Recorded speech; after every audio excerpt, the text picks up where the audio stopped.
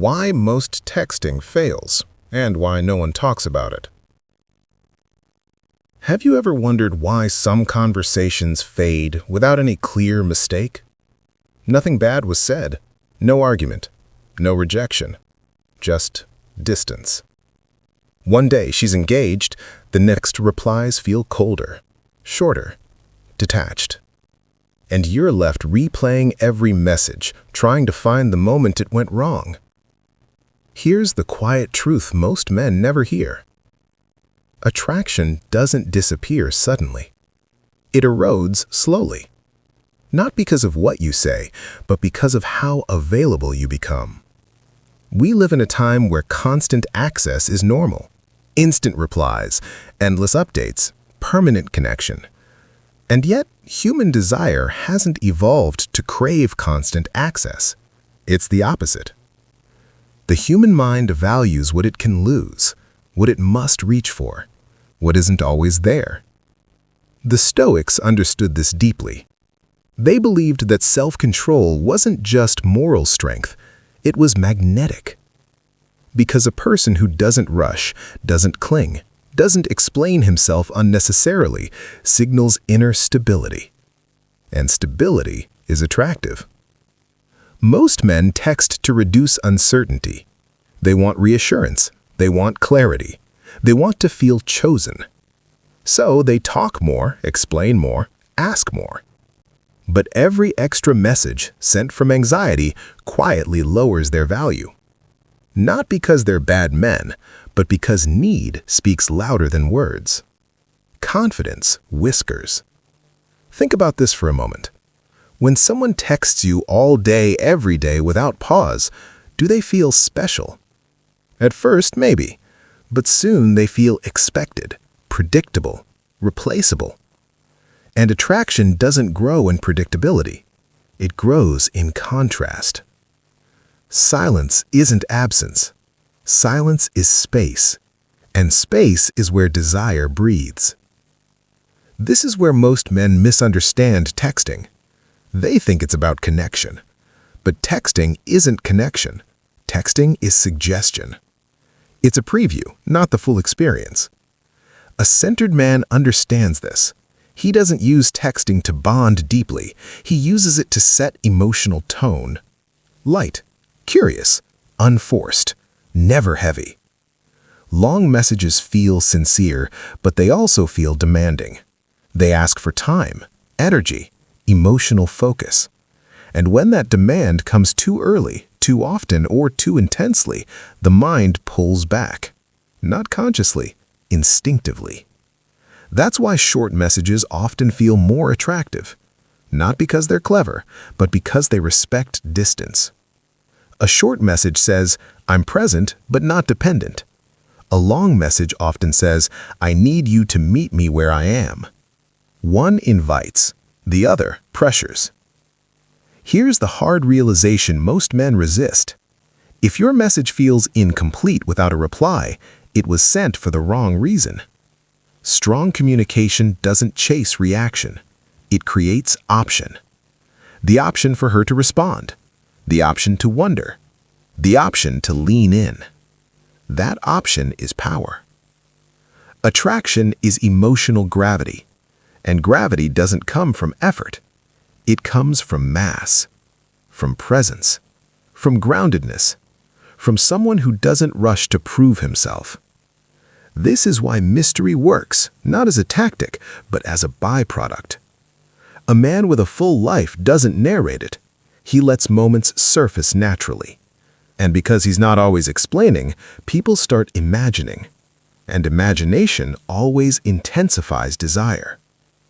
In this part, understand this clearly. You don't create attraction by adding more. You create it by removing excess. Less urgency, less justification, less emotional spillage. What remains is signal, and signal is what cuts through noise. In the next part, we'll talk about how to text in a way that creates tension without manipulation, curiosity without games, and presence without attachment. Because once you understand pacing, you no longer wonder why conversations die. You decide when they pause. That's where real control begins. The rhythm that makes her think about you when you're gone. There's something important most people never notice. Attraction isn't logical, it's rhythmic.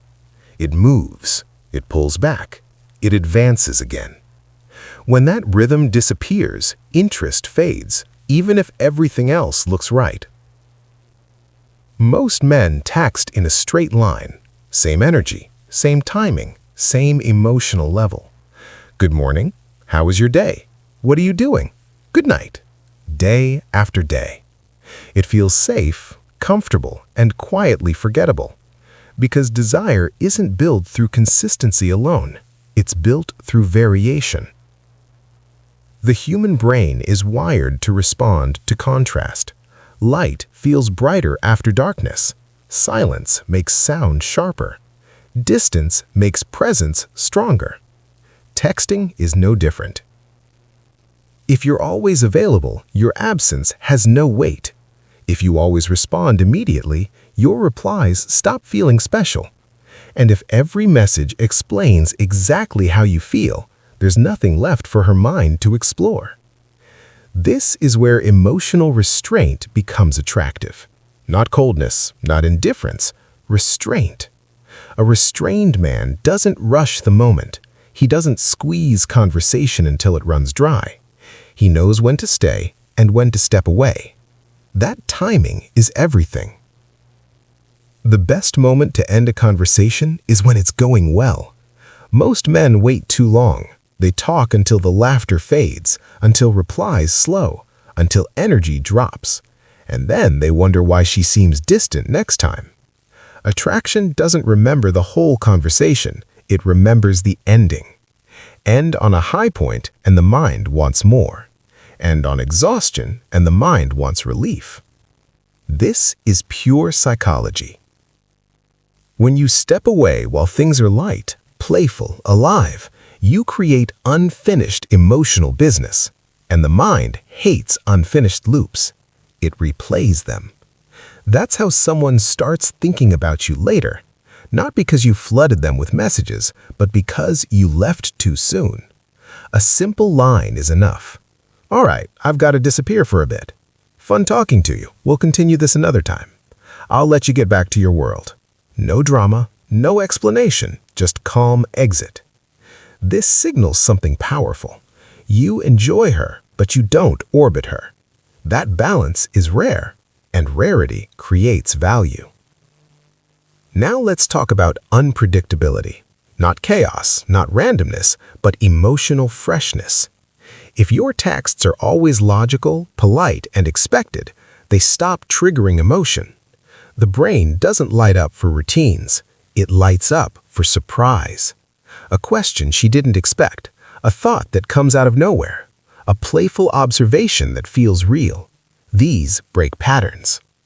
Predictability says, I will always be here the same way. Unpredictability says, there's more to discover. And discovery keeps attraction alive. You don't text to entertain, you text to interrupt sameness. Short lines, unexpected timing, messages that feel spontaneous, not scheduled. Then silence again. That silence isn't emptiness, it's contrast. A man who is centered understands that presence is strongest when it isn't constant. He doesn't fear being forgotten because he knows impression lasts longer than exposure. He lets gaps exist. Inside those gaps, curiosity grows. Attraction isn't built by trying harder, it's built by knowing when to stop. Knowing when to pause, knowing when to step back, not to play games, but to respect emotional gravity. Because when you stop chasing the moment starts pulling toward you.